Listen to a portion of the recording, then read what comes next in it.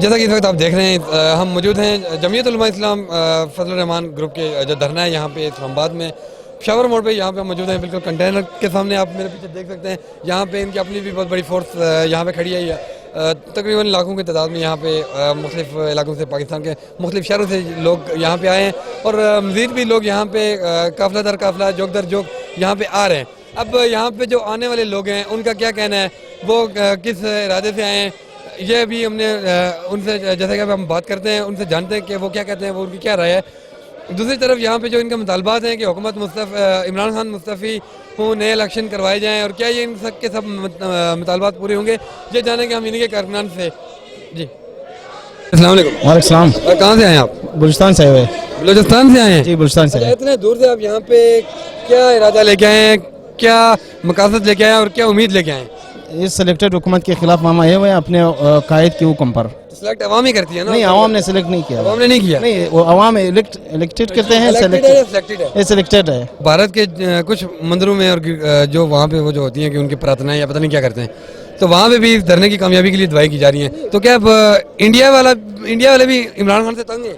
نہیں, انڈیا والے نہیں, پوری دنیا جو ہے ہمارے لیے دعا کر رہی ہے کہ انڈیا کیا ہے ہمارے لیے جو ہے. سعودی میں بھی دعائیں ہو رہی ہے, مسجد حرم شریف میں بھی دعائیں ہو رہی ہے. انڈیا کی بات کر رہا ہوں. نہیں, انڈیا میں دعا ہو رہی ہے تو ہمیں یہ نہیں کہ ہم انڈیا کے دینی انہوں نے کشمیر بھی تقسیم کر دیا ہے, کل کے دینی بھی وہ دھرنے کی کامیابی کے لیے بھی دعا کر رہے ہیں. تو اس کے آپ نہیں, اس پہ کچھ ایسا نہیں پڑے گا. انشاءاللہ جب ہم آئیں گے تو آپ یہاں پہ منظم طور پہ کھڑے رہیں گے؟ انشاءاللہ ہم اپنے قائد کے حکم کی تکمیل کریں گے. ٹھیک ہے, السلام علیکم.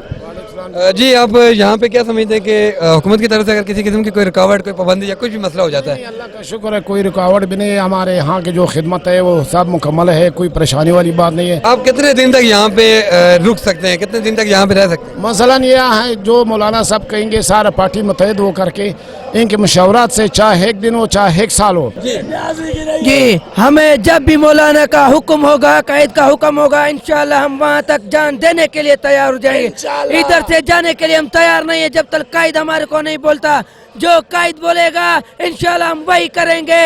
ہم سالار اور رضاکار اس کے لیے جان قربان کر دیں گے. پاکستان کی فوج ہے, وہ ہمارے تحفظ کی فوج ہے. ہم آپ کے کسی عمل کی وجہ سے پاکستان آرمی کی اس پہ تو بات نہیں ہے کہ جیسے کہ اس کے خلاف باتیں کی جا رہی ہیں, بہت قدر کرتے ہیں, آرمی کی قدر کرتے ہیں, تو پھر آپ یہ کیوں کہہ رہے ہیں کہ آرمی نے عمران خان کو لایا ہے؟ نہیں وہ ہم نہیں کہہ رہے ہیں. یہی تو کہہ رہے ہیں.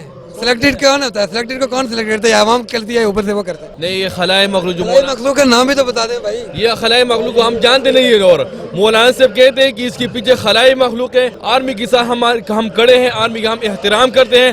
آرمی ہمارے ملک کا فوج ہے. یہ ہم سب پہ یہ بتائیں کہ نظم و ضبط کی پابندی آگے بھی اسی طرح سے رہے گی, یا پھر آگے اگر تو کوئی اشتعال وغیرہ یا اس طرح کا معاملہ آیا تو آپ انشاءاللہ تعالی ہمارے یہ جو رضاکار یہاں پر کڑے ہیں یہ اس لیے کرے ہیں تاکہ یہ آئین اور قانون کے اندر رہ کر اپنے ملک کا اور اس اجتماع کا حفاظت کرے. جو پارٹی کا کیا ڈیسیجن ہوگا, تو ہماری پارٹی نے ابھی یہی بولا ہوا ہے کہ آپ جائیں, جا کے ان کی استقبالیہ کیمپ لگائیں اور ان کے ساتھ آپ اظہاری یقینی کریں.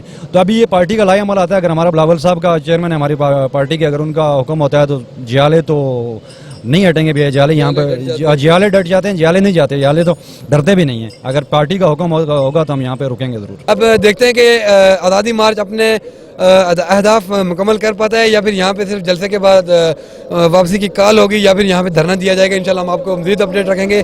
سید عمر کرتے تھی, اسلام آباد ویکینڈ نیوز, پشاور موڑ.